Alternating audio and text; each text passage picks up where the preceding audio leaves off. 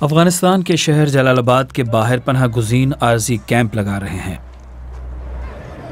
یہ طالبان کے نہیں بلکہ نام نہاد دولت اسلامیہ کے ستائے ہوئے لوگ ہیں۔ اسلامی شدت پسندوں نے افغانستان کے دور دراز مشرقی صوبوں کے علاقوں پر قبضہ کر کے مقامی لوگوں کو ان کے گھروں سے نکال دیا ہے۔ پناہ گزینوں نے تشدد کے خوفناک واقعات سنائے۔ اس بچی نے بتایا کہ دولت اسلامیہ نے، جسے یہاں داعش کہا جاتا ہے، اس کے گاؤں پر حملہ کیا۔ اس بچی کا گھر چھین لیا گیا اور اس کے والد کہاں ہیں اسے پتہ نہیں۔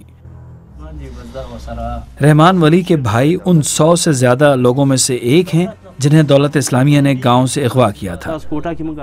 شروع میں ہمیں اندازہ نہیں تھا کہ ان کے ساتھ کیا ہوا، لیکن 3 لوگوں کو رہا کیا گیا اور انہوں نے بتایا کہ سب کو ایک چھوٹے سے کمرے میں رکھا گیا ہے اور ان پر تشدد کیا جا رہا ہے۔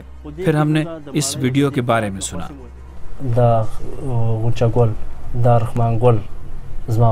ولی نے دولت اسلامیہ کی ویڈیو میں اپنے بھائی رحمان گل کو پہچان لیا۔ ویڈیو میں گل کو گاؤں کے دیگر 9 لوگوں کے ساتھ وہاں بیٹھے دکھایا گیا ہے جہاں بم لگائے گئے تھے۔ ہر شخص کو بم کے اوپر بیٹھنے پر مجبور کیا گیا، اس کے بعد ان بموں کو اڑا دیا گیا۔ افغانستان میں دولت اسلامیہ کتنا بڑا خطرہ ہے، یہ جواب جاننے کے لیے آپ کو کابل سے باہر جانا ہوگا۔ دولت اسلامیہ کا ایک کمانڈر ہمارے ایک افغان ساتھی سے بات کرنے کے لیے تیار ہو گیا۔ السلام علیکم۔ ہمارے اس ساتھی نے کچھ جنگجوؤں کے ایک گروہ سے ملاقات کی۔ یہ شخص اپنی AK-47 رائفل ٹھیک کرنے کی کوشش کر رہا ہے۔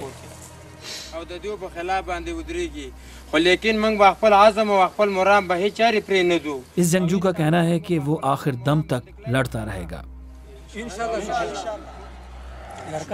یہ منحرف طالبان ہیں جو اب دولت اسلامیہ کے سیاہ پرچم تلے عالمی جہاد لڑنا چاہتے ہیں۔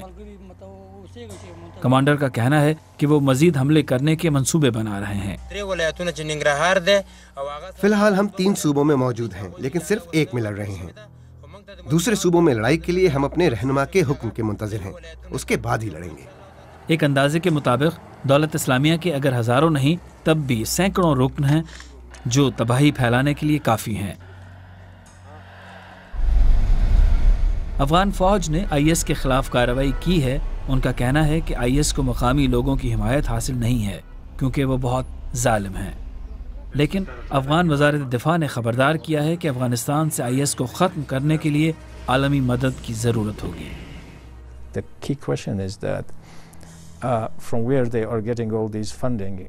اہم سوال یہ ہے کہ انہیں فنڈنگ کہاں سے مل رہی ہے، وہ یہ فنڈنگ کیسے منتقل کر رہے ہیں، سارا سامان کس طرح ان تک پہنچ رہا ہے۔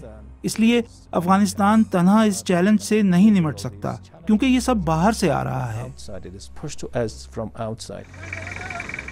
مشرقی افغانستان کی پہاڑیوں میں اپنا گڑھ بنانے والی یہ پہلی غیر ملکی تنظیم نہیں ہے۔ اس سے پہلے القاعدہ بھی تورا بورا میں سرگرم رہ چکی ہے۔